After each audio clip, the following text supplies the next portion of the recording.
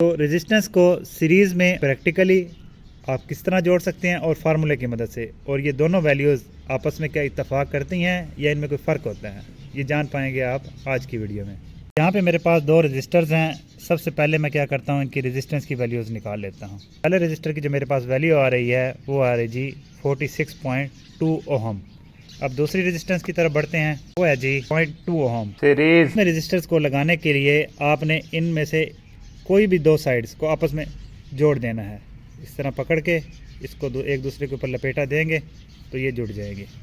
उसके बाद इनको आप सीधा कर लें। ये आपने दो रजिस्टर्स को सीरीज़ में जोड़ दिया। अब सीरीज़ में इनकी वैल्यू क्या आएगी वो हम मल्टीमीटर से दोबारा मेजर कर लेते हैं। तो इसके दोनों टर्मिनल्स को आपने प्रॉब्स के साथ लगा देना है।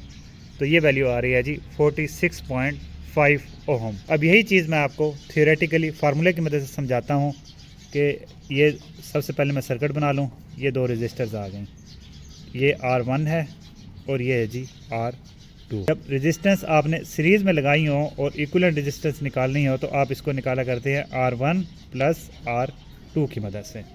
अब R1 है मेरे पास 46.2 और R2 है 0.2 ओहम।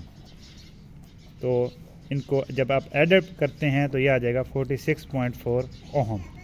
तो ये 46.4 और ये 46.5 थ्योरेटिकली और प्रैक्टिकली ये दोनों वैल्यूज़ करीब करीब आ रही हैं। ये थोड़ा सा जो फ़र्क आ रहा है ये रेजिस्टेंस की टॉलरेंस की वजह से आ रहा है।